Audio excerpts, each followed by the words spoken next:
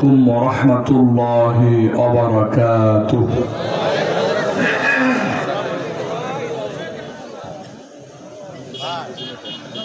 الحمد لله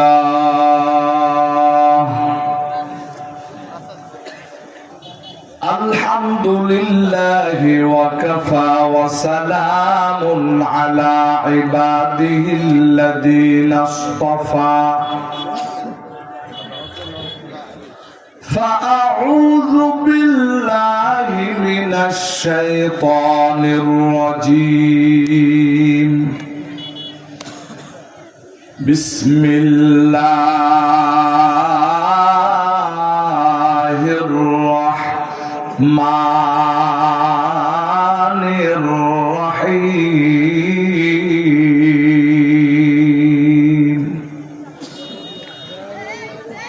والذين آمنوا أشد حبا لله صدقت يا رب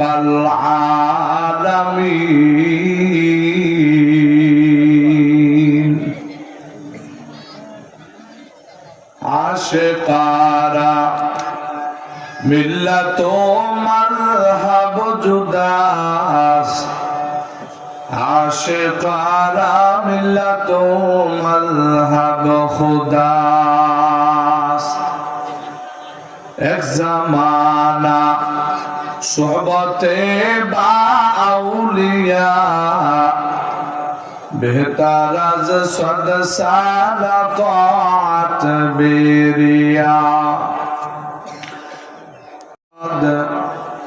মাইলে কাফের সুয়ে কাফের মিশাওয়াদ আল্লাহ আল্লাহ क्या मुबारक नाम है अल्लाह अल्लाह आशिकों का काम है ज़बान खुले 1 मिनट जिक्र करुन ला इलाहा इल्लल्लाह ला इलाहा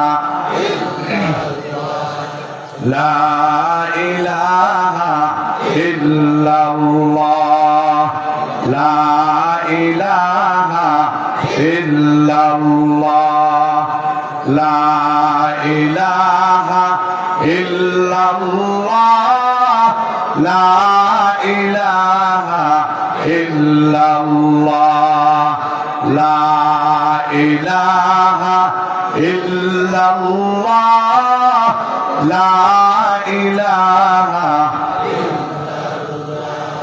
ला इल्लल्लाहु मुहम्मदुर रसूलुल्लाह सल्लल्लाहु अलैहि वसल्लम। अल्हम्दुलिल्लाह মরহুম হাজী আমজাদ হোসেন ও তার স্ত্রীর ইসালে সওয়াব ও ঘাসিরপাড়া সরকার বাড়ির যৌথ উদ্যোগে আয়োজিত বিশাল এই তাফসীরুল কোরআন মাহফিল আজ 9 ডিসেম্বর 2025 ইংরেজি রোজ মঙ্গলবার।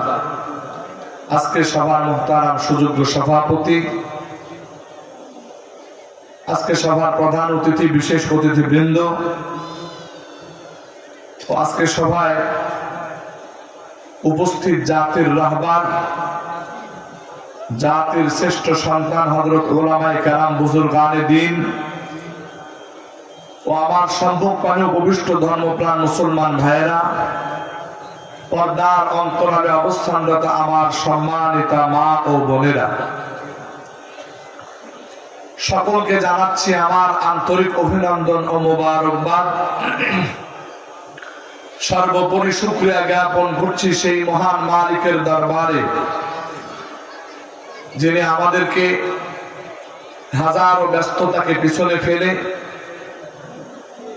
ফারিগ হয়ে এই মোবারক মাহফিলে আসার এবং বসার তৌফিক দান করেছেন। তাই আসুন আমরা সকলে জবান খুলে মহাব্বত ভরা কণ্ঠে মন ও প্রাণ উজাড় করে কালেমাতুশ শুকর আদায় করে বলি আলহামদুলিল্লাহ। সম্মানিত উপস্থিতি, আজকে এই মাহফিলের প্রধান আলোচক বাংলাদেশের একজন খ্যাতিমান ওয়াইজ, আমাদের অত্যন্ত মহাব্বতের মানুষ, যিনি কোরআন ও হাদিসের আলোকে যুক্তি দিয়ে কথা বলে থাকেন এবং যার নামের শেষে যুক্তিবাদী শব্দ উল্লেখ করা আছে, হযরত মাওলানা গোলাম রব্বানী যুক্তিবাদী সাহেব হাফিজাহুল্লাহ। উনি আর কিছুক্ষণ পরেই আমাদের স্টেজে এসে পৌঁছাবেন। অতএব আমরা যারা এদিক সেদিক ঘোরাফেরা করছি, অতি সত্বর আমরা এই সামিয়ানার নিচে, প্যান্ডেলের নিচে এসে বসে জমে জমে বসে যাই। আশা করি আজকে এখান থেকে জাতির এই ক্রান্তি লগ্নে দিক নির্দেশনামূলক কোরআন ও হাদিসের গুরুত্বপূর্ণ কিছু আলোচনা আপনাদের সামনে তুলে ধরা হবে ইনশাআল্লাহ। আমার পূর্বে আলোচনা করেছেন বিশিষ্ট ওয়াইজ হযরত মাওলানা আব্দুল মান্নান রব্বানী সাহেব, হবিগঞ্জ, সিলেট। তারও আগে নসিহা পেশ করেছেন হযরত মাওলানা ফয়জুল ইসলাম সাহেব সহ যত উলামায়ে কেরাম আজকে এই মঞ্চে আলোচনা করেছেন। সকলের জন্য প্রাণ ভরে দোয়া করছি, আল্লাহ তাআলা সকলকে ইখলাসের সাথে দ্বীনের দায়ী হওয়ার তৌফিক দান করুন। সকলে বলি আমিন। সম্মানিত উপস্থিতি, আমি সংক্ষিপ্ত সময়ের জন্য আপনাদের মাঝে বসেছি। পবিত্র কোরআনে হাকিমের ২ নাম্বার পারা, ২ নাম্বার পারা সূরাতুল বাকারার একটা ছোট্ট আয়াত তিলাওয়াত করেছি। আল্লাহ পাক বলেন, ওয়াল্লাযীনা আমানু আশাদ্দু হুব্বান লিল্লাহ। যারা মুমিন, যারা ঈমানদার, তারা সর্বাধিক, সব থেকে বেশি ভালোবাসেন আল্লাহকে। সব থেকে বেশি ভালোবাসেন কাকে? একটু জোরে আওয়াজ দিয়ে বলতে হবে, সব থেকে বেশি ভালোবাসেন কাকে? কারা? মুমিন ঈমানদাররা। তো আজকে আমরা যারা এখানে বসা, আমরা সবাই মুমিন ঈমানদার, কথা বলেন ঠিক কিনা? অতএব আমরা আমাদের আল্লাহকে ভালোবাসি। আমাদের সব কিছু থেকে, আমাদের সন্তান সন্ততি, আমাদের স্ত্রী, আমাদের মা বাবা, আমাদের ভাই বোন, আত্মীয় স্বজন, পাড়া প্রতিবেশী, সবার থেকে, এমনকি নিজের জান থেকেও বেশি ভালোবাসি কাকে? আল্লাহকে। আমার বন্ধু আল্লাহকে ভালোবাসে না বা বাসবে না, এটা কিভাবে সম্ভব? আমার আল্লাহ দুনিয়াবাসীকে কি দেয় নাই? এই দুনিয়ার একটা নিয়ম হলো, যদি কোনো মানুষ আপনাকে একটা উপকার করে, তো 6 মাস পরেও যদি ওই উপকারী ব্যক্তির সাথে সাক্ষাৎ হয়, তাহলে আমরা দৌড়ায়া তার জড়ায় ধরে বলি, ভাই আপনি যে আমারে উপকার করেছেন, এই উপকারের কথা আমি জীবনে কোনোদিন ভুলবো না। এরকম বলি না? আল্লাহু আকবার। একটা মানুষ একটা উপকার করার কারণে যদি আমরা সারা জিন্দেগি ভর তাকে স্মরণ রাখতে পারি, তাহলে যে মালিক দয়াময় আল্লাহ, যিনি আমাদের গোটা জিন্দেগির যত প্রয়োজন, সমস্ত প্রয়োজনগুলো পূরণ করার ব্যবস্থা করলেন এবং আমাদেরকে চতুর্দিক থেকে আল্লাহ পাক নিয়ামত দ্বারা ভরপুর করে দিলেন, এত এত উপকার আমাদের করলেন, তো সেই মালিককে আমরা কতটুকু স্মরণ করি? আমার প্রাণের ভাইরা, আল্লাহ পাক গোটা কায়নাতকে সৃষ্টি করেছেন, আসমান জমিন সৃষ্টি করেছেন, পাহাড় পর্বত সৃষ্টি করেছেন, নদী নালা সৃষ্টি করেছেন, কুল কায়নাতকে আমার আল্লাহ সৃষ্টি করেছেন। আল্লাহু আকবার। এরপরে আল্লাহ পাক বলে, বান্দা তুমি আসমান নিয়ে গবেষণা করতে, আমি আল্লাহকে পেতে হয়তোবা একটু সময় লাগতে পারে। তুমি সমুদ্র নিয়ে গবেষণা করে আমি আল্লাহকে খুঁজে পেতে তোমার একটু সময় লাগতে পারে। বান্দা ওই আসমান নিয়ে গবেষণার দরকার তোমার নাই, ওই পাহাড় নিয়ে গবেষণার দরকার তোমার নাই, ওই সমুদ্র নিয়ে গবেষণার দরকার তোমার নাই, বরং তুমি তোমার নিজেকে নিয়ে চিন্তা করো। সুবহানাল্লাহ বলেন। আল্লাহ বলেন, ওয়াফি আনফুসিকুম আফালা তুবসিরুন।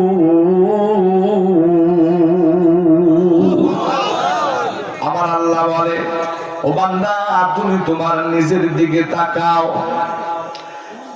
ও বান্দা তুমি তোমার নিজের দিকে তাকাও। আমি আল্লাহ এত এত নিয়ামত তোমাকে দান করেছি রে বান্দা। আমি আল্লাহ তোমাকে সুন্দর দুইটা হাত দান করেছি। আমি আল্লাহ সুন্দর দুইটা পা তোমাকে দান করেছি।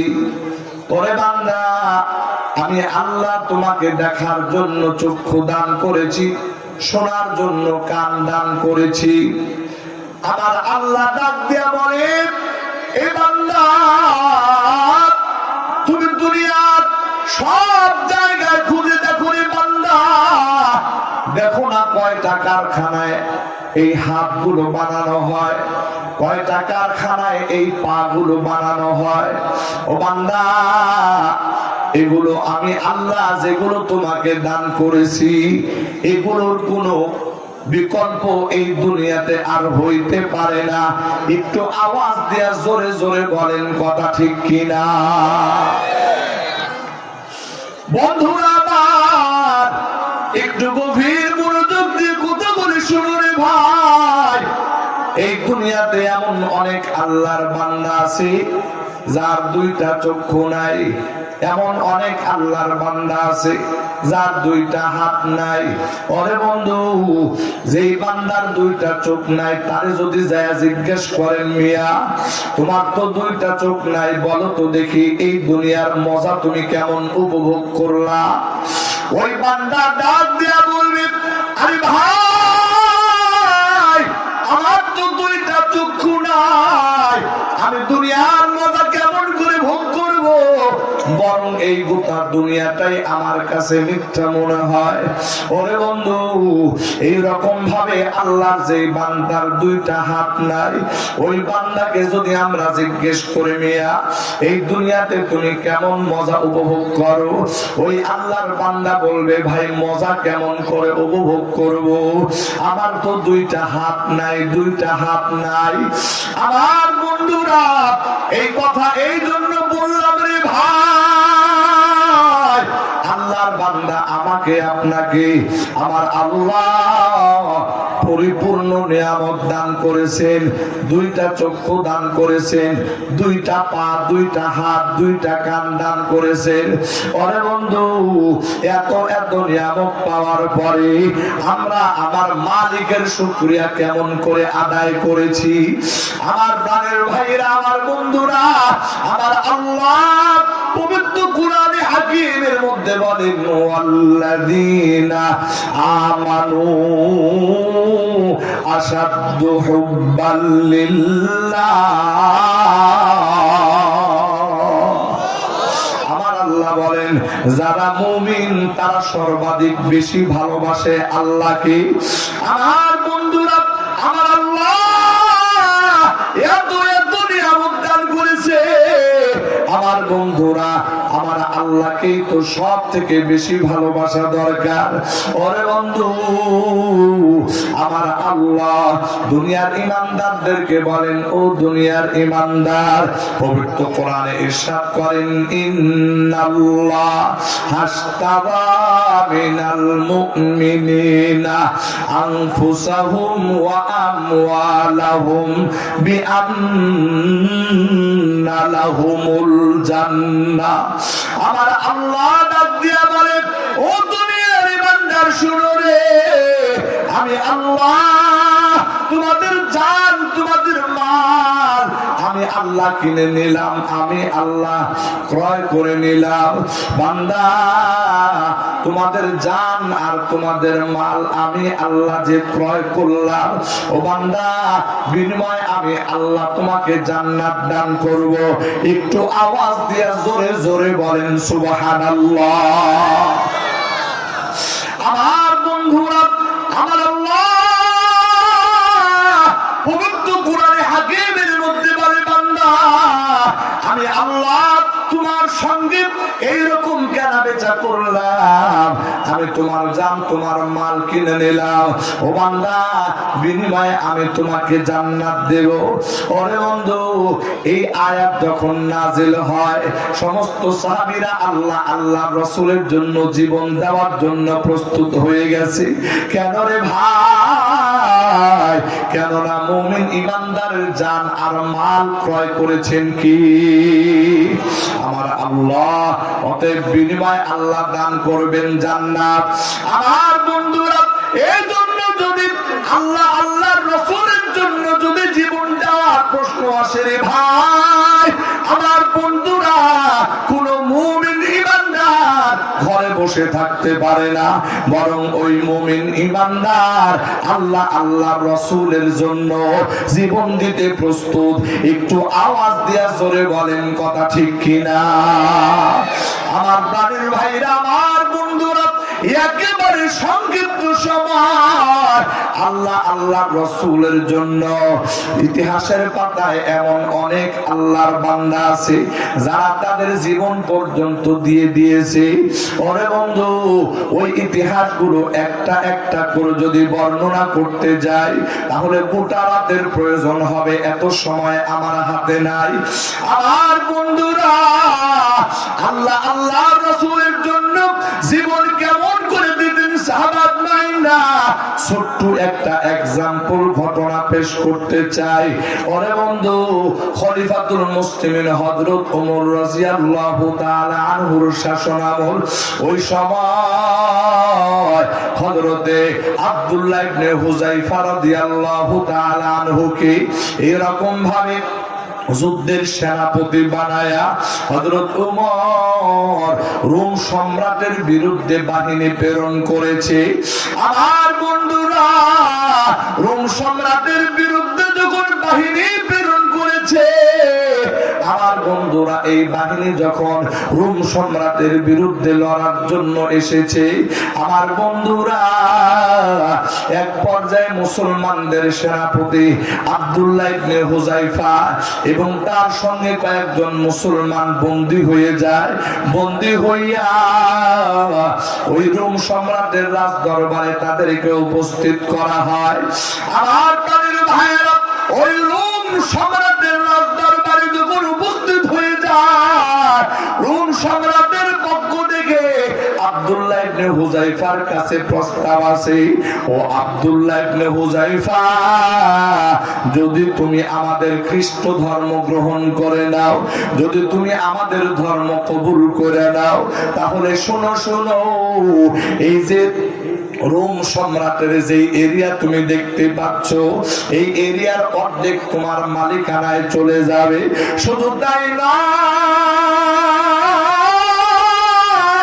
রোম সম্রাট নিজে থেকে প্রস্তাব করে, রে ভাই, আমার একজন ষোড়শী যুবতী কন্যা আছে, ও হচ্ছে এই সাম্রাজ্যের শাহজাদি, এই শাহজাদিকে তোমার সঙ্গে বিবাহ করাইয়া দিব।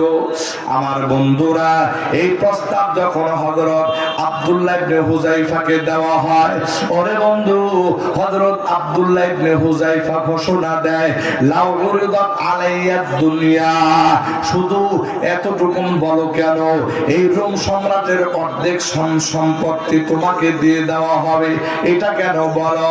যদি বলো গোটা দুনিয়া তোমাকে দেওয়া হবে, এর বিনিময়ে তুমি আল্লাহ আল্লাহর রাসূলের পথ ছেড়ে দিবা, ইসলামকে ছেড়ে দিবা। এতটুকুন যদি করতে পারো, আমার বন্ধুরা, হযরত আব্দুল্লাহ ইবনে হুযায়ফা ডাক দিয়া বলে, শোনো গো, গোটা দুনিয়ার রাজত্ব যদি আমাকে দিয়ে দাও, এরপরেও আমি আল্লাহ আল্লাহ রাসূলকে ছাড়ব না।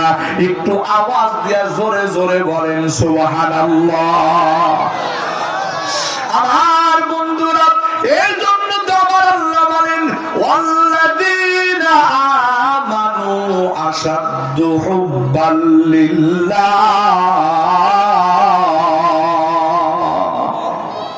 আল্লাহ পাক বলেন, যারা মুমিন, যারা ঈমানদার, তারা সবথেকে বেশি ভালোবাসেন কাকে?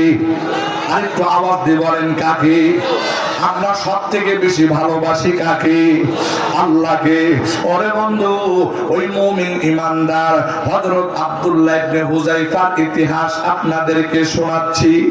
আমার প্রাণের ভাইয়েরা, ওই রোম সম্রাট যখন আব্দুল্লাহ ইবনে হুযায়ফা তাকে যখন এই প্রস্তাব দিয়ে ব্যর্থ হয়ে গেল, একেবারে বাদশার সামনে, রোম সম্রাট হিরাক্লিয়াসের সামনে ব্যর্থহীন ভাবে হযরত আব্দুল্লাহ ইবনে হুযায়ফা যখন তার প্রস্তাবটা ফিরাইয়া দিল, এবার বলেন তো দেখি, বাদশার মেজাজটা গরম না ঠান্ডা? গরম মেজাজ। বাদশা তাড়াতাড়ি এবার জল্লাদকে ডাক দিয়া বলে, ও জল্লাদ, তাড়াতাড়ি সুরের ব্যবস্থা করো, আর এই মুসলমানদের সর্দার সেনাপতি আব্দুল্লাহকে শুলিতে চড়াও। আমার বন্ধুরা, আমার প্রাণের ভাইয়েরা, শুলি তৈরি হয়ে গেছে। আব্দুল্লাহ ইবনে হুযায়ফাকে শুলিতে চড়ানোর জন্য উঠানো হলো। ওরে বন্ধু, সমস্ত প্রস্তুতি যখন সম্পূর্ণ হয়ে গেছে, এখনই এই জীবনটা চলে যাবে। আব্দুল্লাহ ইবনে হুযায়ফা চিরতরের দুনিয়া থেকে বিদায় হয়ে যাবে।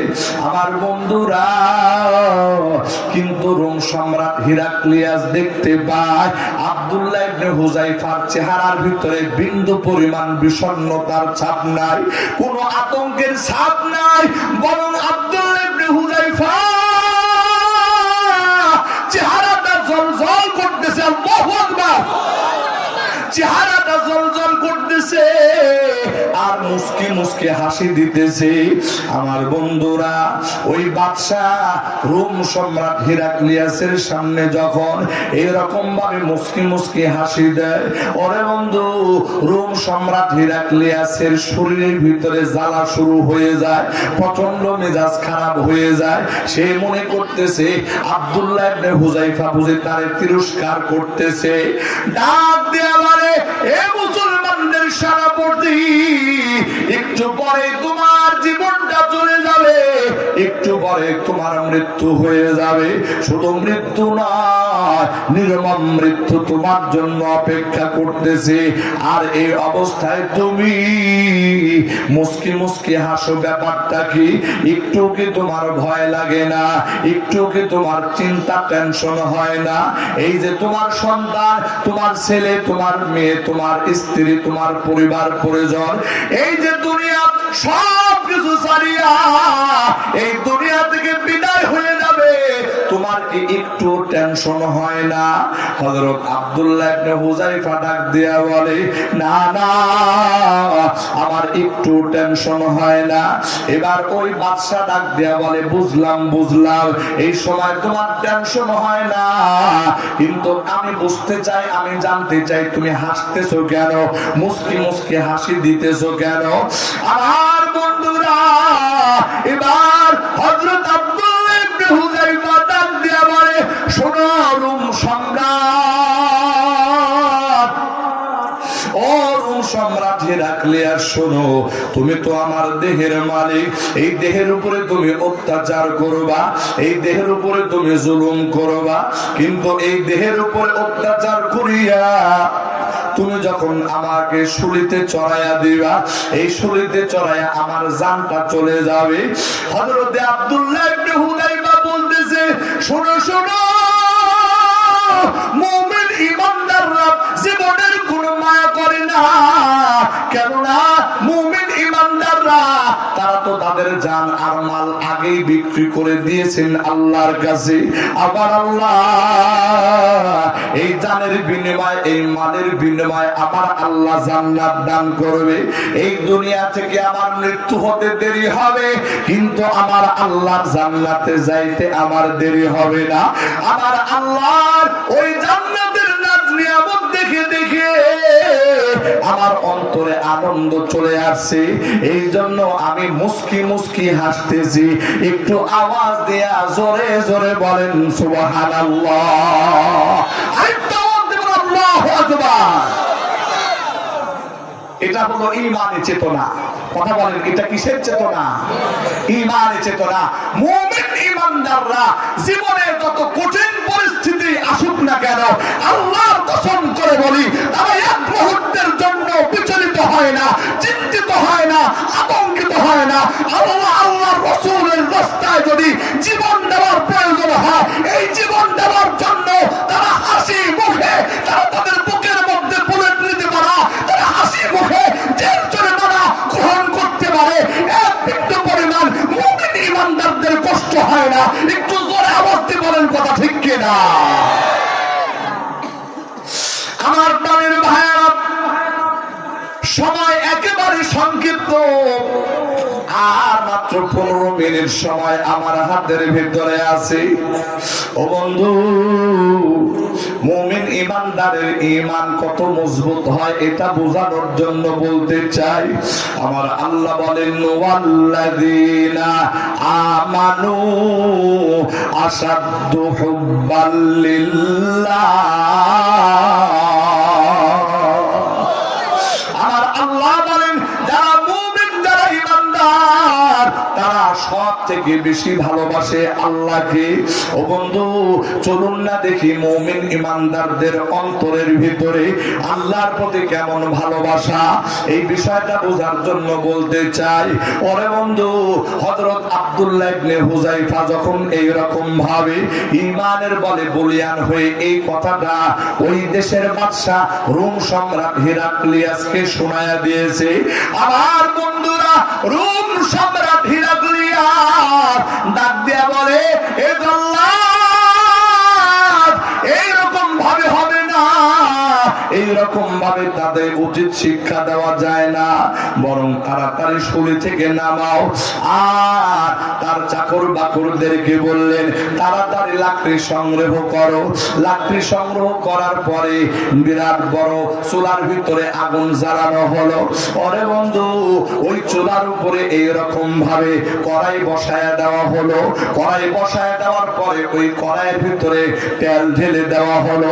ওই তেলগুলো একেবারে চূড়ান্ত পর্যায়ের গরম যখন হয়ে গেছে, একেবারে হিট হয়ে গেছে রে ভাই, ওই পরিস্থিতিতে হযরত আব্দুল্লাহ ইবনে হুযায়ফার সামনে একজন মুসলমানকে ধরে ওই গরম তেলের ভিতরে ফালায় দিয়েছে। ওরে বন্ধু, ওই গরম তেলের ভিতরে যখন ওই মুসলমানকে ফালায় দেওয়া হয়েছে, একেবারে মুহূর্তের ভিতরে একেবারে কঙ্কালটা বের হয়ে গেছে। আমার প্রাণের ভাইয়েরা, আমার বন্ধুরা, এবার হযরত আব্দুল্লাহ ইবনে হুযায়ফার দিকে রোম সম্রাট হিরাক্লিয়াস তাকায়া দেখে আব্দুল্লাহ ইবনে হুযায়ফা চোখের পানি ফালায়া ফালায়া কাঁদতেছে। রোম সম্রাট মনে করেছে, হ্যাঁ, এবার উচিত শিক্ষা হয়েছে, মুসলমানের বাচ্চা এবার ঠিকই মৃত্যুকে ভয় পেয়েছে। ও বন্ধু, এই ধারণা যখন রোম সম্রাট হিরাক্লিয়াসের সামনে চলে আসছে, এবার রোম সম্রাট হিরাক্লিয়াস ডাক দিয়া বলে, ওরে আব্দুল্লাহ, শোনো শোনো, এখনো সময় আছে।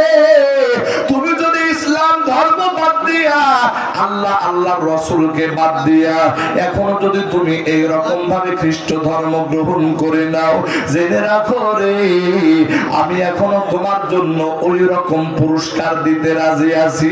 ও বন্ধু, হযরত আব্দুল্লাহ ইবনে হুযায়ফা ডাক দিয়া বলে, ও রোম সম্রাট হিরাক্লিয়াস, আমার চোখের ভিতরে পানি দেখিয়া তুমি মনে করতেছো আমার অন্তরের ভিতরে বুঝে মৃত্যুর ভয় চলে আসছে? না রে না, কোন মুমিন ইমানদার ইমান হারানোর প্রশ্নে কখনো মৃত্যুকে ভয় করে না, মৃত্যুকে ভয় পায় না। হযরত আব্দুল্লাহ ইবনে হুযায়ফাকে বলা হলো, তাহলে তুমি কান্না কেন করতেছো? হযরত আব্দুল্লাহ ইবনে হুযায়ফা বলতেছে, লাউ আন্নালি নাফসান ওয়াহিদা, হায় হায় আমার তো আজকে আফসোস লাগতেছে, আফসোসের কারণে আমি চোখের পানি ফেলায়া কাঁদতেছি। আমার মাত্র একটা জীবন, আমার আল্লাহ যদি আমার একটা জীবন না দিয়া 100টা জীবন দান করত, আর ওই 100টা জীবনে যদি আমি আমার আল্লাহর জন্য উৎসর্গ করতে পারতাম, তাহলে আমি নিজেকে আরো গর্বিত মনে করতাম। একটু আওয়াজ দিয়া জোরে জোরে বলেন সুবহানাল্লাহ। আমার প্রাণের ভাইয়েরা, এই কথা হযরত আব্দুল্লাহ ইবনে হুযায়ফা যখন শুনে দিয়েছেন, ভাই এবার রোম সম্রাট হিরাক্লিয়াস চিন্তা করে গেল, কি ব্যাপার, মুসলমানের ঈমান এত মজবুত হয় কেন? মুসলমানের ঈমান বুঝি এত মজবুত হয়? ওরে বন্ধু, কিন্তু রোম সম্রাট হিরাক্লিয়াস সেও নাছরবান্দা, সে বলে না না, এইভাবে হবে না, ভিন্ন পথ অবলম্বন করতে হবে। যাও যাও, জেলখানার ভিতরে নিয়ে আটকায় রাখো। আর ষোড়শী যুবতী কন্যা একেবারে সাজায়া গুছায়া, ষোড়শী যুবতী কন্যা একেবারে রূপসী কন্যা, এইরকম একটা সুন্দর একটা মেয়েকে তার জেলখানার ভিতরে রেখে আসো। আমার বন্ধুরা, রোম সম্রাট হিরাক্লিয়াস চিন্তা করেছে, আরবের মানুষ কোন জায়গা দুর্বল না হলে অবশ্যই তারা নারীর প্রতি দুর্বল। অতএব তাড়াতাড়ি আব্দুল্লাহকে জেলখানার ভিতরে বন্দী করো, আর তার ছেলের ভিতরে একজন ষোড়শী যুবতী কন্যাকে পাঠাইয়া দাও। এবার রোম সম্রাট চিন্তা করে, অবশ্যই অবশ্যই মুসলমান এতে ভরা খেয়ে যাবে। হযরত আব্দুল্লাহ ইবনে হুযায়ফাকে জেলখানায় বন্দী করা হলো, আর ষোড়শী যুবতী একজন কন্যা একেবারে নর্তকী সাজায়া তারে আব্দুল্লাহ ইবনে হুযায়ফার সামনে দেওয়া হলো। আমার বন্ধুরা,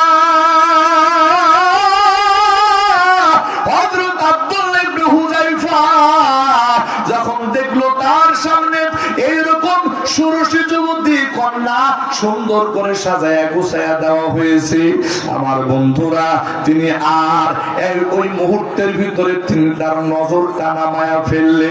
আল্লাহু আকবার, একটা মুহূর্তের জন্য তিনি আর তার নজরটা উঁচু করে ওই সুন্দরী রমণীর দিকে তাকায় নাই।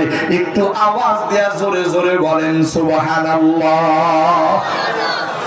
আমার প্রাণের ভাইয়েরা, এতটুকুনি শেষ নয়, হযরত আব্দুল্লাহ ইবনে হুযায়ফা সঙ্গে সঙ্গে নামাজের ভিতরে দাঁড়ায় গেছে। আল্লাহু আকবার, নামাজের ভিতরে দাঁড়ায় গেছে, নামাজ আদায় করতেছে। রে বন্ধু, নামাজ আদায় করিয়া যে সময়টুকুন তার হাতে আছে, এই সময়টুকুন সে এরকম ভাবে আল্লাহ নামের জিকির করে। ওরে বন্ধু, এবার 2 দিন 3 দিন পার হওয়ার পরে ওই ষোড়শী যুবতী কন্যাকে যখন বাদশার সামনে হাজির করা হয়, ও বাদশা জিজ্ঞেস করে, কি ব্যাপার, মুসলমানকে তোমার দিকে আকৃষ্ট হয়েছে নাকি?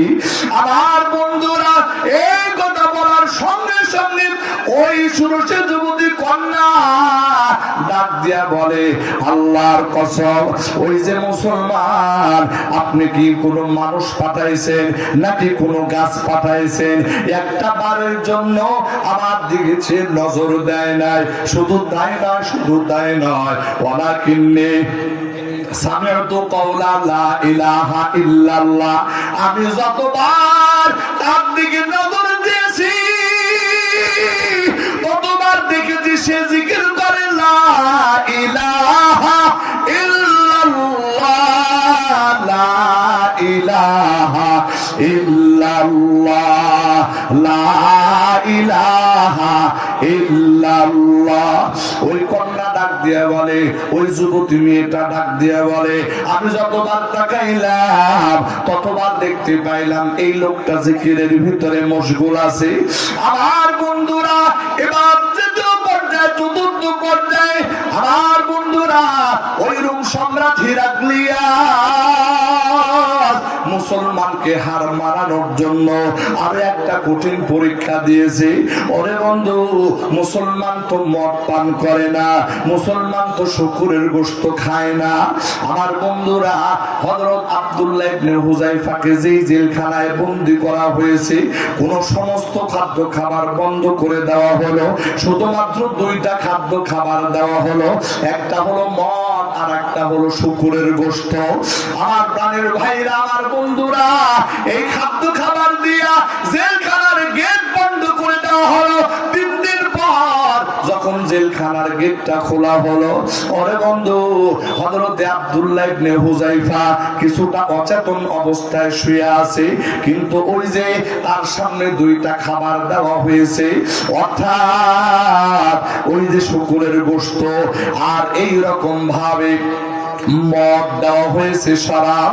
আমার বন্ধুরা, ওই দুই খাবার একেবারে আপন স্থানে ওইভাবেই পড়ে আছে রে ভাই।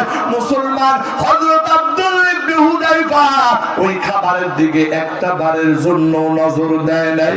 হযরত আব্দুল্লাহ ইবনে হুযায়ফা যখন অচেতন অবস্থায় পড়ে আছে, ডাক্তার নিয়ে আসার পর নারী ভরে চেক করা হলো, দেখে না না, মুসলমান হযরতে আব্দুল্লাহ ইবনে হুযায়ফা এখনো জিন্দা আছে।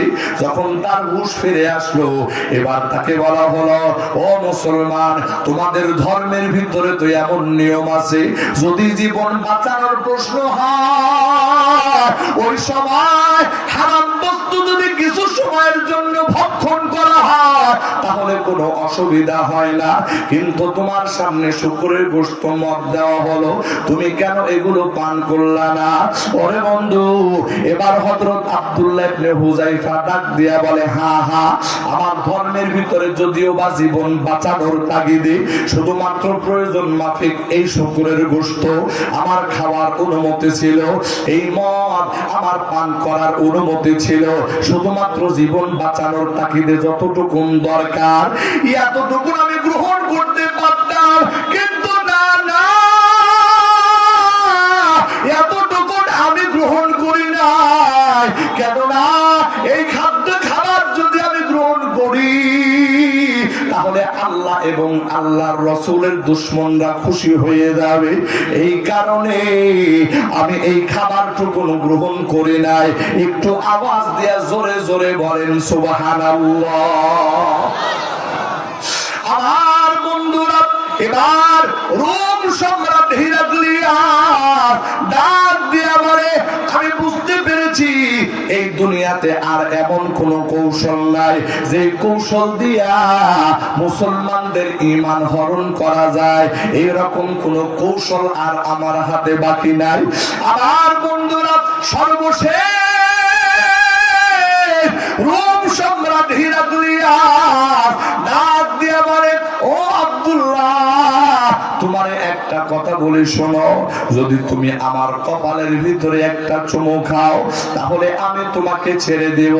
হযরতে আব্দুল্লাহ ইবনে হুযায়ফা বলে, শুধু আমাকে একা ছাড়লে হবে না, বরং যত মুসলমান তুমি জেলখানার ভিতরে বন্দী করেছো সমস্ত মুসলমানদেরকে যদি ছেড়ে দাও তাহলে বিনিময়ে আমি তোমার কপালের ভিতরে চুমু খাইতে পারি। আমার বন্ধুরা, অগত্যা নিরুপায় হইয়া রোম সম্রাট ঘোষণা দেয়, ও আব্দুল্লাহ, যাও যাও, আমি কথা দিলাম সমস্ত মুসলমানকে ছেড়ে দেব। ওরে বন্ধু, হযরত আব্দুল্লাহ ইবনে হুযায়ফা এই কথার পরিপ্রেক্ষিতে রোম সম্রাট হিরাক্লিয়াসের কপালের ভিতরে একটা চুমু দেয়। আমার বন্ধুরা, পরবর্তীতে হযরত ওমর ফারুক রাদিয়াল্লাহু তাআলা আনহুর সময় আমার বন্ধুরা হযরতে আব্দুল্লাহ ইবনে হুযায়ফার এই ঘটনা যখন তার সামনে জানাজানি হয়ে যায়, হযরত ওমর রাদিয়াল্লাহু তাআলা আনহু হযরত আব্দুল্লাহ ইবনে হুযায়ফাকে কাছে ডাকলেন, ডাকার পরে বললেন, তুমি যে সুন্দর কৌশলের মাধ্যমে সমস্ত মুসলমানদেরকে ছাড়িয়ে এনেছো, এই জন্য আমিও তোমার কপালের ভিতরে চুমু খাইলাম। শুধু তাই নয়, হযরত ওমর ডাক দিয়ে বলতেছে, রে ভাই, দিয়া বলে, শুধু আব্দুল্লাহ ইবনে হুযায়ফাকে আমি কেন চুমু খাবো? আমার মতে আব্দুল্লাহ ইবনে হুযায়ফার কপালের ভিতরে সমস্ত মুসলমান চুমু খাওয়া দরকার। একটু আওয়াজ দিয়া জোরে জোরে বলেন আল্লাহু আকবার। আমার প্রাণের ভাইয়েরা, আমার বন্ধুরা, ওই আব্দুল্লাহ ইবনে হুযায়ফা রাদিয়াল্লাহু তাআলা আনহু এটা প্রমাণ করে দিয়েছেন, ভাই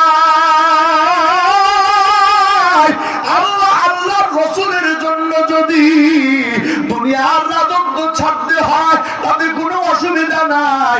আল্লাহ আল্লাহর রাসূলের জন্য যদি জীবন চলে যায়, জীবন চলে যাবে রে ভাই, কিন্তু ইসলাম আর আল্লাহ আল্লাহর রাসূলকে কোনো মুসলমান ছাড়তে পারে না। ওরে বন্ধু, আজকে আমাদের দেশের ভিতরে আউল বাউল ফাউল নাম শুনছেন না? কি নাম যেন? আবুল সরকার। এই আবুল সরকার আমার আল্লাহকে নিয়ে কটূক্তি করে, কয় আল্লাহর কথার কোনো হুগা মাথা পাই না। নাউজুবিল্লাহ। আরেকটু আওয়াজ দিয়ে বলেন নাউজুবিল্লাহ। আমরা ও মুমিন ইমানদার, আজকে এই জায়গার ভিতরে যত ইমানদার এই জায়গায় উপস্থিত আছে, আমি আপনাদের সামনে আজকে দায়িত্বহীন ভাবে এই কথার স্বীকারোক্তি নিতে চাই। ও আল্লাহর বান্দা, কোন একজন ব্যক্তি, সে আবুল সরকার হোক আর জালেম সরকার হোক, এইরকম কোন ব্যক্তি যদি আমার আল্লাহকে নিয়ে কটূক্তি করে, আমার রাসূলকে নিয়ে কটূক্তি করে, ও মুসলমান, আমি বলবো ওই আল্লাহ আল্লাহর রাসূলের কটূক্তিকারী যতক্ষণ পর্যন্ত দুনিয়াতে থাকবে ততক্ষণ পর্যন্ত একজন মুসলমান ঘরে বসে থাকতে পারে না। বরং ওই কটূক্তিকারীর সর্বোচ্চ শাস্তি যতক্ষণ পর্যন্ত নিশ্চিত করা না হবে ততক্ষণ পর্যন্ত মুসলমানরা তাদের আন্দোলন রাজপথে চালাইতে থাকবে। এই আন্দোলন চালাইতে গিয়া যদি জীবন দিতে হয়, এই আন্দোলন চালাইতে গিয়া যদি মাল দিতে হয়, কে কে রাজি আছো? দুইটা হাত তুলে একটু আল্লাহকে দেখায় দাও।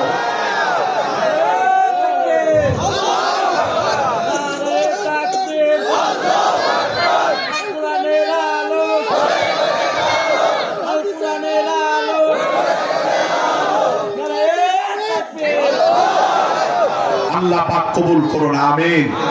এই বেয়াদবের এত বড় দুঃসাহস, শুধুমাত্র এই কথা বলে সে ক্ষান্ত হয়েছে তা নয়। এই কথা প্রকাশিত হওয়ার পরে বিভিন্ন ভাবে ভিডিও ক্লিপসের মাধ্যমে তার আল্লাহ বিরোধী, রাসূল বিরোধী, ইসলাম বিরোধী, আলেম বিরোধী বহু কথা এইরকম সে একেবারে অবলীলায় দায়িত্বহীন ভাবে এই কথাগুলো সে তার গানের মঞ্চের উপরে দাঁড়ায় দাঁড়ায় করেছে।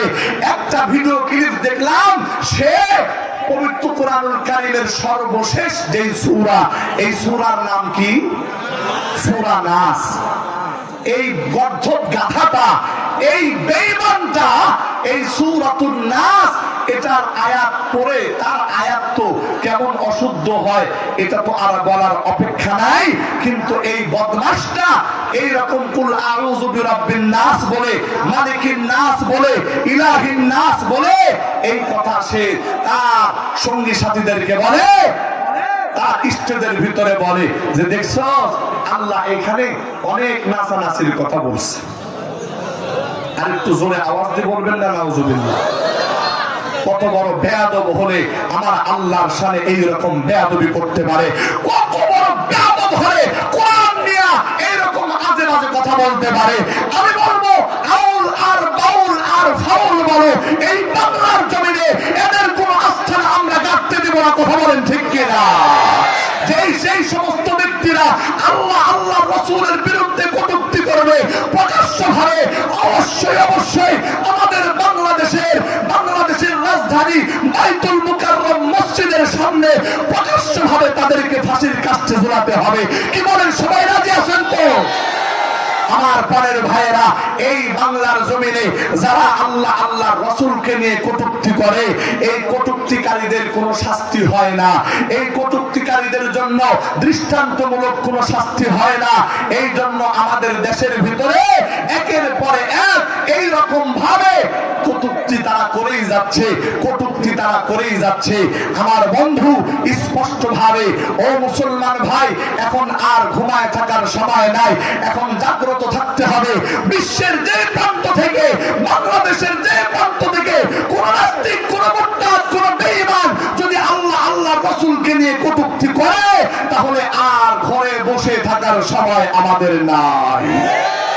সর্বোচ্চ পর্যায়ে তাদের বিরুদ্ধে আন্দোলন করার জন্য ঝাঁপিয়ে পড়তে হবে। ততক্ষণ পর্যন্ত আমরা আমাদের ঘরে ফিরব না, ততক্ষণ পর্যন্ত তাদের বিরুদ্ধে সরকারিভাবে দৃষ্টান্তমূলক শাস্তির ব্যবস্থা করা না হবে। জোরে আওয়াজ দিয়ে বলেন কথা ঠিক কিনা? আমার প্রাণের ভাইয়েরা, আমার বন্ধুরা, আমি আপনাদের কাছে স্পষ্টভাবে এই কথার মেসেজ দিতে চাই। হাদিসে পাকের মধ্যে আছে, মান রাআ মিনকুম মুনকারান ফালিয়ুগাইয়িরহু বিয়াদিহি ফাইল্লাম ইয়াসতাতি ফাবিলিসানিহি ওয়া ইল্লাম ইয়াসতাতি ফাবিকলবিহি ওয়া যালিকা আযআফুল ঈমান। আল্লাহর রাসূল বলেছেন, ও দুনিয়ার মানুষ শোনো, যদি তোমরা কখনো এইরকম দেখো যে সমাজের ভিতরে, রাষ্ট্রের ভিতরে কোনো অন্যায় হচ্ছে, তাহলে তোমাদের দায়িত্ব হলো যে তোমরা তোমাদের জনবল, শক্তিবল ব্যবহার করে এই অন্যায় কাজকে বন্ধ করতে হবে। কথা বলেন না কেন? যদি এলাকার ভিতরে মদ গাঁজার আড্ডা হয়, এলাকার ভিতরে যদি এইরকম বাজে বস্তুর এইরকম ভাবে কি বলে আড্ডা বসে, তাহলে এলাকার নেতৃস্থানীয় মানুষদের উচিত হবে তারা তাদের হাতের মাধ্যমে এবং তারা তাদের শক্তি ব্যবহারের মাধ্যমে এই সমস্ত অন্যায়গুলো সমাজ থেকে প্রতিহত করতে হবে। এটা হলো প্রথম নাম্বার কথা। দ্বিতীয় নাম্বার কথা হলো, সমাজের ভিতরে দ্বিতীয় নাম্বার, যদি এই রকম কোন অন্যায় অপরাধ হতে দেখা যায়, তাহলে কি করতে হবে? তাহলে এই কাজটা করতে হবে যে সমাজের ভিতরে অন্যায় অপরাধ দেখলে হয়তোবা আপনি শক্তি প্রয়োগ করে এটা বন্ধ করার ক্ষমতা আপনার নাই, সেক্ষেত্রে দ্বিতীয় পর্যায়ে আপনার কাজ হবে আপনি মৌখিকভাবে তাদের বিরুদ্ধে গণমত তৈরি করে তাদের বিরুদ্ধে মৌখিকভাবে তাদের বিরুদ্ধে একটা অবস্থান পরিষ্কার করতে হবে। অর্থাৎ আপনি মুখের মাধ্যমে সমাজের 10 জন মানুষকে বুঝায়া সুজায়া ওই খারাপ কাজ থেকে তাদেরকে বাঁচানোর জন্য সর্বোচ্চ পর্যায়ে আপনাকে ব্যবস্থা গ্রহণ করতে হবে। কি বলেন কথা ঠিক কিনা? এটা হলো দ্বিতীয় পর্যায়ে। তৃতীয় পর্যায়ে, সমাজের ভিতরে যদি কোনো অন্যায় হতে দেখো, তাহলে তুমি যদি তোমার হাত দিয়ে প্রতিহত করতে না পারো, তুমি যদি মৌখিক ভাবেও প্রতিবাদ জানাইতে না পারো, তাহলে অন্তত তোমার অন্তর দিয়া আন্তরিকভাবে তোমাকে ওই কাজের প্রতি ঘৃণা প্রদর্শন করতে হবে। কি বলেন, আছে না নাই? অথচ এইরকম অন্যায় দেখার পরেও আমরা নিশ্চুপ থাকি। কথা ঠিক কিনা বলেন? আমার প্রাণের ভাইয়েরা, আমার সব থেকে বড় কষ্ট হয় এই দেশের ভিতরে যদি দলের বিরুদ্ধে কোনো কথা বলা হয়, নেতার বিরুদ্ধে যদি কোনো কথা বলা হয়, এই দেশের ভিতরে যদি কোনো একটা সুনির্দিষ্ট দলের ব্যাপারে কথা বলা হয়, বিরুদ্ধে কথা বলা হয়, তাহলে তাৎক্ষণিকভাবে তার বিরুদ্ধে ব্যবস্থা গ্রহণ করা হয়। অথচ আমার আল্লাহকে গালি দেওয়া হয়, আমার রাসূলের বিরুদ্ধে কটূক্তি করা হয়। এই কটূক্তির প্রতিবাদ যদি মুমিন ইমানদার মুসলমানরা করে, তাহলে আমাদের মুসলমানদের ভিতরে একদল বলে যে এটা চরমপন্থার কাজ। সূরা নাউযুবিল্লাহ। যদি মুসলমানরা যদি প্রতিবাদ করে, আর কোন মুসলমান যদি, যেমন আবুল সরকারের বিরুদ্ধে তৌহিদি জনতা প্রতিবাদ করেছে, এখন কোন দলের মহাসচিব যদি বলে এটা কাজটা ঠিক হয় নাই, এটা একটা চরমপন্থার কাজ হয়েছে, তাহলে আমরা ওই ব্যক্তিকেও আমরা অ্যাভয়েড করে চলবো। কথা বলেন ঠিক কিনা? কারণ যারা এইরকম নাস্তিকদের পক্ষ নেবে, যারা এইরকম আউল বাউল ফাউলদের পক্ষ নেবে, বুঝতে হবে তাদের ঈমানের ভিতরেও দুর্বলতা আছে। কথা বলেন না কেন? যদি ঈমানের ভিতরে যদি দুর্বলতা না থাকতো, তাহলে এইরকম কথা তারা কোনোদিন বলতে পারে না। আমার বন্ধুরা, হাদিসে পাকের মধ্যে আছে যে অন্যায় দেখলে হাত দিয়া প্রতিহত করো, যদি না পারো তাহলে তুমি তোমার জবান দিয়া জনমত তৈরি করে এটার বিরোধিতা করো। যদি এটাও সম্ভব না হয়, তাহলে তৃতীয় পর্যায়ে তুমি অন্তত মনে মনে এই কাজকে ঘৃণা করবা। মনে মনে এই কাজকে কি করবা? ঘৃণা করবা। আমার বন্ধুরা, এজন্য বর্তমান সময়ে আমরা মুসলমান, আমাদের অনেক সজাগ থাকতে হবে। কেননা আজকে বাংলার জমিনে এইরকম বহু নাস্তিক মুর্তা, এই আউল বাউল ফাউলদের নামে আল্লাহ আল্লাহ রসুলের বিরুদ্ধে কটূক্তি হয়। যেখানে কটূক্তি হয় ওই জায়গার ভিতরে কটূক্তিকারীর কবর রচনা করতে হবে, ওই জায়গার ভিতরে কটূক্তিকারীর কবর রচনা করতে হবে। কে কে রাজি আছে দুইটা হাত তুলে আল্লাহকে দেখায় দাও। আল্লাহ পাক কবুল করুন, সকলে বলেন আমিন। আমার প্রাণের ভাইয়েরা, আমার বন্ধুরা, আল্লাহ পাক পবিত্র কোরআনে ইরশাদ করেন, ওয়াল্লাযীনা আমানু আশাদ্দু হুব্বান লিল্লাহ, যারা মুমিন তারা সব সময় আল্লাহকে সবথেকে বেশি ভালোবাসে। আমার বন্ধু, আল্লাহ পাক রব্বুল আলামিন আমাদের কাছে ভালোবাসা পাওয়ার উপযুক্ত। কেননা এই কুল কায়নাত আমার আল্লাহ সৃষ্টি করেছে এবং গোটা জগৎকে আমার আল্লাহ সুশৃঙ্খল ভাবে সৃষ্টি করেছে। আমার বন্ধু, আজকে দুনিয়ার সবকিছু হইতেছে, কিন্তু আমার মালিকের প্রতি আমরা ওই রকম ভাবে অগ্রসর হচ্ছি না। কথা বলেন ঠিক কিনা? আমার প্রাণের ভাইয়েরা, আল্লাহ পাক আমাকে আপনাকে যত নিয়ামত দান করেছে, একটা নিয়ামতের জন্য যদি আমরা সারা জিন্দেগি ভর সিজদার ভিতরে পড়ে থাকি, ও আমার বন্ধু, তাহলেও আমার আল্লাহর দেওয়া একটা নিয়ামতের শুকর আদায় করা শেষ হবে না। কথা ঠিক কিনা বলেন? আমার বন্ধুরা, হযরত মূসা আলাইহিস সালাতু ওয়াস সালাম, আল্লাহ পাক রব্বুল আলামিন হযরত মূসা আলাইহিস সালাতু ওয়াস সালামকে আল্লাহ বললেন, ও মূসা, তুমি আমার দরবারে শুকরিয়া আদায় করো। হযরত মূসা বলে, আল্লাহ, আমি যে শুকরিয়া আদায় করব, এই শুকরিয়া আদায় করার তৌফিক তো তোমাকে দিতে হবে। যদি তুমি তৌফিক না দাও, তাহলে এই শুকরিয়া আদায় করার ক্ষমতাও আমার নাই। আমার আল্লাহ ডাক দিয়া বলে, মূসা রে, আমি আল্লাহ তো এটাই চাই যে একজন বান্দা জীবনে সর্বোচ্চ পর্যায়ে আমি আল্লাহর কাছে অক্ষমতা প্রকাশ করবে, এতেই আমি আল্লাহ খুশি। একটু আওয়াজ দিব আল্লাহু আকবার।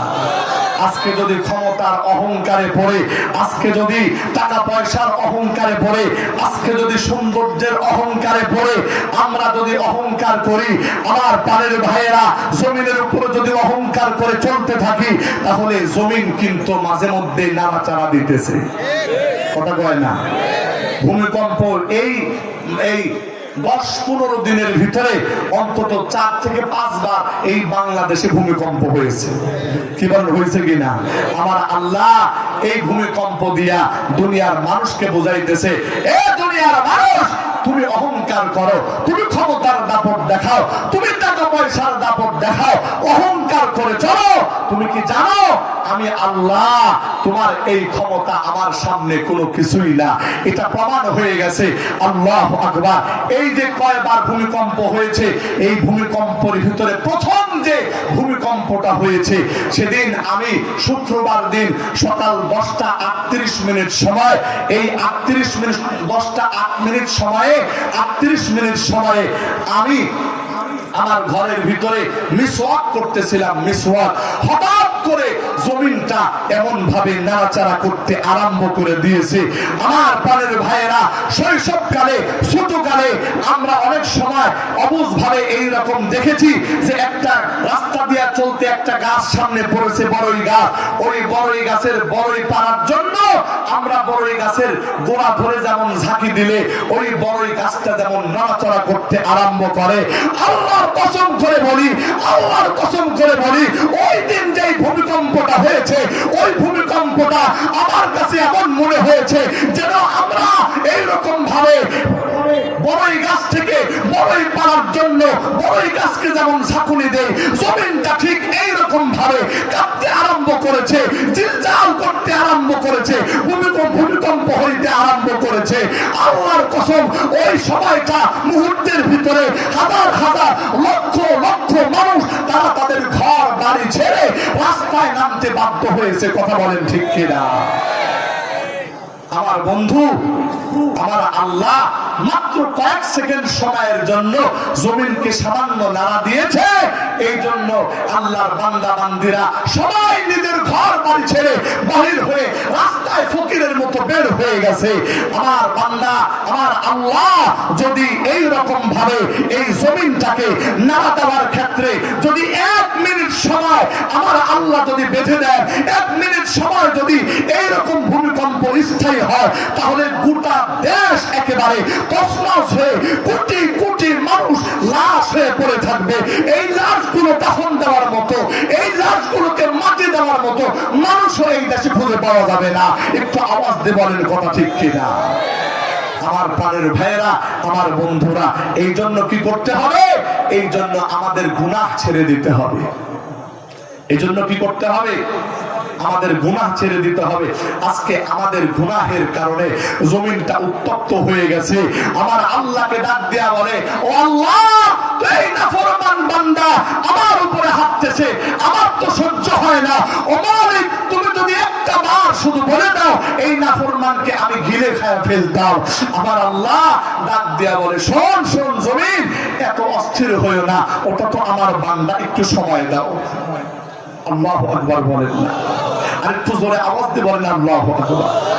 আমাদের প্রতি যদি আমার আল্লাহর দয়া মায়া না থাকতো, আল্লাহর কসম করে বলি, পূর্বেকার জামানায় এইরকম ভাবে কওমে আদের উপরে, কওমে সামুদের উপরে, কওমে লূতের উপরে আমার আল্লাহ যেইভাবে পাথরের বৃষ্টি বর্ষণ করেছে, যেইভাবে গোটা জমিনটাকে একেবারে ফাটায়া চুরমার করে দিয়েছে, ওই রকম গজব আল্লাহ আমাদেরকেও দিতে পারতেন। কথা বলেন ঠিক কিনা?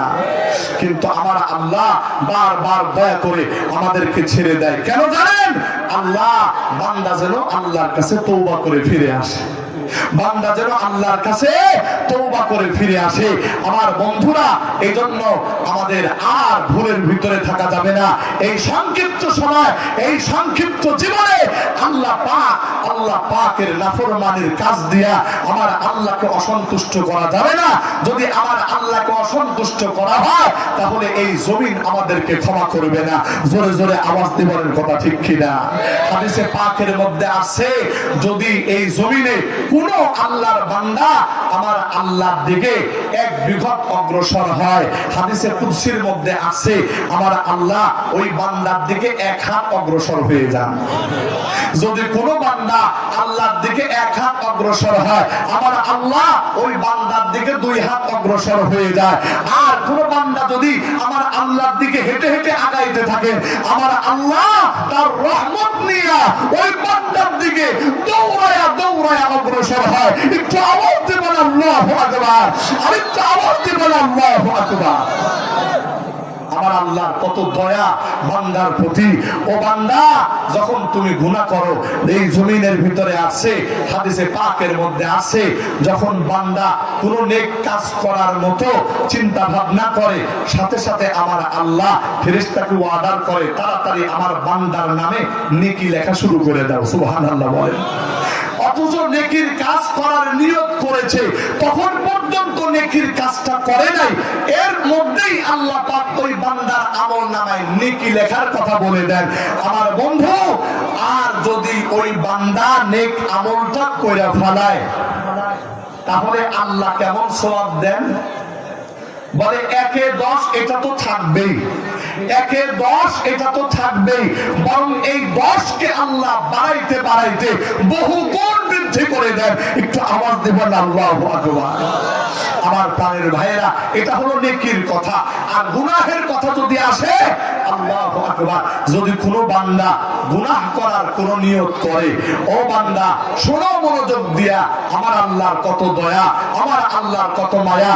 যদি কোনো বান্দা এই জমিনের ভিতরে গুনাহ করার কোন নিয়ত করে, আমার আল্লাহ তখন ফেরেশতাকে বলে, ফেরেশতা, বান্দা মাত্র গুনার নিয়ত করছে, গুনাহ তো করে নাই, খবরদার ওর আমলনামায় কোনো গুনাহ লিখবা না। এরপরে দ্বিতীয় পর্যায়ে যখন বান্দা গুনাহ করার নিয়ত করে গুনাহটা করেই ফেলে, ফেরেশতা যখন গুনাহ লিখতে যাবে, আমার আল্লাহ ডাক দিয়া বলে, ও ফেরেশতা থামো, গুনাহ তো লিখবা, একটু সময় দাও, মনে হয় আমার বান্দা তওবা করে ফেলবে। কিছু সময় অতিবাহিত হয়ে যায়, বান্দা তওবা করে না। ফেরেশতা আবার আল্লাহকে ডাক দেয়া বলে, আল্লাহ তোমার বান্দা তো তওবা করলো না, গুনাহ লিখবো? আল্লাহ বলে না, আরেকটু সময় দাও, মনে হয় তওবা করে ফেলবে। কিন্তু বান্দা তো বেহুশ, কোনো খোঁজ খবর নাই, গুনাহ করছে কিন্তু তওবা করার কোনো চিন্তা করে না। আমার বন্ধু, কিছুক্ষণ পরে ফেরেশতা আল্লাহকে আবার ডাক দেয়, আল্লাহ সময় তো পার হয়ে গেল, কই তোমার বান্দা তো তওবা করলো না, এখন কি করব? আল্লাহ পাক ফেরেশতাকে তৃতীয়বার বলেন, বান্দা, ও ফেরেশতা আরেকটু সময় দাও, আমার বান্দা তওবা করে ফেলতে পারে। কিন্তু বান্দা বেহুশ, তওবা করে না। আবার ফেরেশতা আল্লাহকে ডাক দেয়, আল্লাহ বান্দা তো এখনো তওবা করলো না, কি করব এখন? আল্লাহ পাক বলে, ঠিক আছে, ওর আমলনামায় গুনাহটা লেখো, তবে সাবধান, আল্লাহ পাক নেক আমলের ক্ষেত্রে 1-10 কমপক্ষে আল্লাহ পাক কত গুণ বাড়ান এটা আল্লাহই ভালো জানে। কিন্তু যখন গুনাহ লেখার জন্য ফেরেশতা বলে, আল্লাহ পাক ফেরেশতাকে বলে, ফেরেশতা আমার বান্দা গুনাহ যেটা করছে এতটুকুনি লিখবা, এর থেকে বেশি লিখবা না। একটু আওয়াজ দিয়ে বলেন আল্লাহু আকবার, আর একটু আওয়াজ দিয়ে বলেন আল্লাহু আকবার। আমার আল্লাহ বান্দার প্রতি কত দয়া আর কত মায়া। আমার প্রাণের ভাইয়েরা, আমার বন্ধুরা, একটু গভীর মনোযোগ দিয়ে খেয়াল করে শুনো রে ভাই, আল্লাহর বান্দা, আমার আল্লাহ বান্দার প্রতি কত মায়া, আমার আল্লাহ বান্দার প্রতি কত দয়া। ও বন্ধু, হযরত মূসা আলাইহিস সালাতু ওয়াস সালামের জামানার কথা।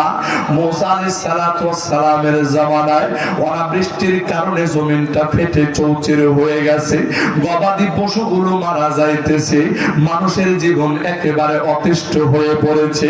আমার প্রাণের ভাইয়েরা, এই পরিস্থিতিতে হযরত মূসা আলাইহিস সালাতু ওয়াস সালামকে ডাক দিয়া বলে, ও পয়গম্বর মূসা, আল্লাহর কাছে একটু দোয়া করুন না, আমার আল্লাহ যেন জমিনের ভিতরে বৃষ্টি দেয়া জমিনকে ঠান্ডা বানায়া দেয়। আমার প্রাণের ভাইরা, এই কথা আমার আল্লাহর পক্ষ থেকে ওই বান্দাগুলো যখন বলে, পয়গম্বর মূসা আল্লাহর কাছে একটু দোয়া করুন যাতে করে আল্লাহ পাক এই জমিনের ভিতরে বৃষ্টি দেয়া জমিনকে ঠান্ডা বানায়া দেয়। পয়গম্বর মূসা বলে, আমি একা একা দোয়া করব না, বরং তোমরা সবাই একত্রিত হয়ে যাও, সবাই একত্রিত হয়ে যায়। এবার সমস্ত বান্দারা মিলিয়া হযরত মূসা আলাইহিস সালাতু ওয়াস সালাম আমার আল্লাহর দরবারে দুইটা হাত তুলে ফরিয়াদ করে, আল্লাহ জমিনে বৃষ্টি না হওয়ার কারণে জমিন ফেটে চৌচির হয়ে গেছে, গবাদি পশুগুলো মারা যাইতেছে, আয় আল্লাহ মানুষের কষ্টের সীমানা একেবারে পার হয়ে গেছে, আল্লাহ দয়া করে জমিনে রহমতের বৃষ্টি দাও। আমার আল্লাহ তখন পয়গম্বর মূসাকে ডাক দেয়া বলে, ও পয়গম্বর মূসা শোনো, এই যে ময়দানের ভিতরে এমন একজন গুনাহগার বান্দা আছে, যেই বান্দা 40 বছর পর্যন্ত একাধারে নাফরমানি করেছে, গুনাহ করেছে, একটা বারের জন্য ওই বান্দা এই 40 বছরে আমি আল্লাহকে আল্লাহ বলে ডাক দেয় নাই। 40 বছরের ভিতরে ওই বান্দা একটা বারের জন্য আমি আল্লাহকে একটা সিজদা পর্যন্ত দেয় না।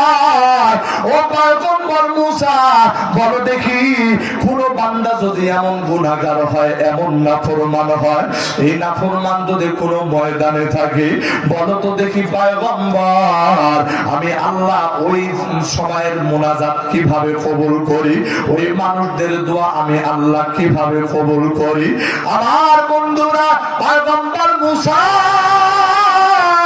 সাথে সাথে ঘোষণা দেয়, এই জমিনের ভিতরে আল্লাহর এমন কোন বান্দা আছে যে কিনা 40 বছরে আমার আল্লাহর একটা সিজদা দাও নাই, আমার আল্লাহর নাম একটা বারের জন্য স্মরণ করো নাই, তাড়াতাড়ি বাহির হইয়া যাও, তোমার কারণে আমার আল্লাহ জমিনে বৃষ্টি বন্ধ করে রাখছে।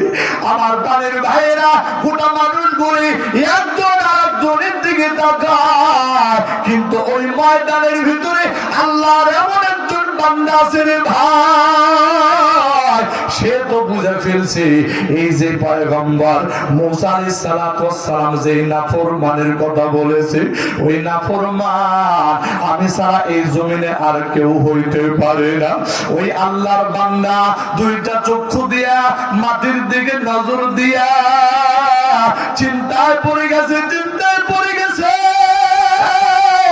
যদি আমি এত গুণের মানুষের মধ্য থেকে বাহিরে যাই, সমস্ত মানুষগুলো আমাকে চিনে ফেলবে, তখন মানুষগুলো আমার সাথে দুর্ব্যবহার করবে। আবার চিন্তা করতেছি আমি যদি উঠে না যাই, এই জায়গার ভিতরে যদি বসে থাকি, তাহলে আমার কারণে দোয়া কবুল হবে না, আর আমার এলাকার মানুষগুলো বৃষ্টিও পাবে না। আল্লাহর বান্দা চিন্তা করতেছে কি করবে। এই চিন্তা করতে করতে ওই বান্দা ভেবে পায় না কি করবে। হঠাৎ করে কোন কুল কিনারা না পাইয়া, কোন উপায়ান্তর না দেখিয়া ওই বান্দা যে কিনা 40 বছরে একটা বারের জন্য আমার আল্লাহকে ডাক দেয় নাই, ওই বান্দা হঠাৎ করে আমার আল্লাহকে ডাক দিয়া ফেলাইছে। আল্লাহু আকবার। আমার বন্ধুরা, ওই বান্দা আল্লাহকে ডাক দিয়া বলে, আল্লাহ জীবন ভর শুধু নাফরমানি করেছি গো আল্লাহ। আয় আল্লাহ, আমার নাফরমানির কারণে তুমি রাগান্বিত হয়ে গেছো। আল্লাহ আমি তো বুঝতে পারি নাই, আমি তো বড় অন্যায় করে ফেলাইছি। আল্লাহ আমি তো বড় ভুল করে ফেলাইছি। ও গো আল্লাহ, আমি যেহেতু ভুল করে ফেলাইছি গো আল্লাহ, আল্লাহ তাই তোমার কাছে আমি ক্ষমা চাই, ক্ষমা চাই। দয়া করে মায়া করে আমারে তুমি মাফ করে দাও। আয় আল্লাহ, আজকের মতো যদি ক্ষমা করে দাও, আমি কথা দিলাম রে মালিক, জীবনে আর তোমার নাফরমানি করব না, আর জীবনে তোমার নাম ভুল হবে না। আল্লাহ আর জীবনে কোনোদিন এক ওয়াক্ত নামাজ ছাড়বো না। এই কথা আল্লাহর বান্দা যখন মনে মনে আমার আল্লাহকে ডাক দিয়া ফেলাইছি, আরে সঙ্গে সঙ্গে গোটা আসমানের ভিতরে ভারী মেঘ জমা হয়ে গেছে। একেবারে ঘন মেঘ, কালো মেঘ আসমানের ভিতরে জমা হয়ে গেছে।